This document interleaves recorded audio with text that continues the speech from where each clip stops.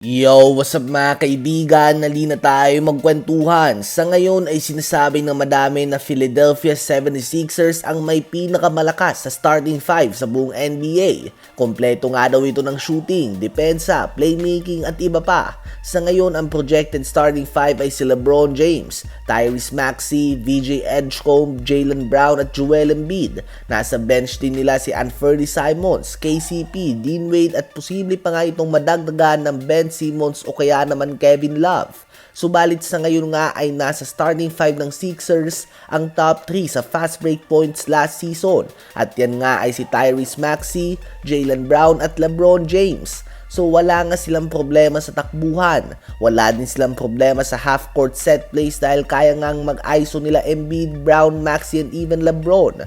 Kaya nga nilang magtakbo ng mga pick and roll plays. Lahat din naman sila may tira sa labas kaya pwede din nga silang tumakbo ng 5-out offense. Napakadaming options nga ang pwede natin makita mula sa team na ito ng Sixers. Ganun pa man kung may hadlang man nga sa kanila ay hindi nga itong ibang mga team kundi ang kalusugan ni Joel Embiid. Sa latest picture na ito ay kapansin-pansin na ang tuhod ng former league MVP ay bugbog na talaga ito ng husto. In shape na nga siya ngayon, kondisyon na kondisyon ang kanyang pangangatawan. Subalit napakadami ng pinagdaanan ng kanyang tuhod. Mahigit 10 beses na nga itong inoperahan mga kaibigan kaya naman ito nga ang major concern ng madami sa lineup ng Sixers.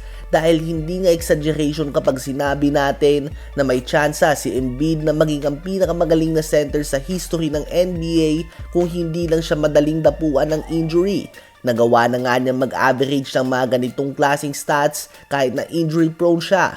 Kahit na napakadami ng operasyon ng pinagdaanan ng kanyang tuhod ay nagawa niya pa din na manalo ng regular season MVP. Ganun pa man, hindi lang nga sa Sixers team na ito hadlang ang mga injury ni Embiid kundi sa kanya din mismo. Hindi nga siya makapagkampiyon dahil dito dahil bibihira nga siya makapaglaro sa playoffs nang walang iniinda na injury at palagi nga siya talagang may injury na iniinda tuwing playoffs at madalas may iika-ika nga ito. Ang may bibigay mo naman kay Embiid ay ang respeto dahil kahit ganito nga ang kanyang sinasapit ay hindi siya sumusuko. Minsan nga makikita mo ito na halos hindi na makatakbo subalit talagang naglalaro pa din siya. Ngunit dahil sa mga injury na ito ay hindi niya nga naaabot ang kanyang full potential at malaking what if pa din nga ang kanyang career kahit na nagwagi na siya ng MVP.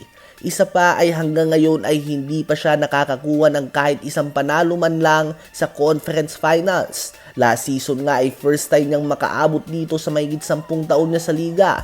Subalit pinalis lang din sila ng nagkampiyon na New York Knicks. Kaya naman ang tuhod ni Embiid ang pinakamalaking hadlang para sa lineup na ito at sa season ng Philadelphia 76ers. Ano ba masasabi niyo tungkol dito?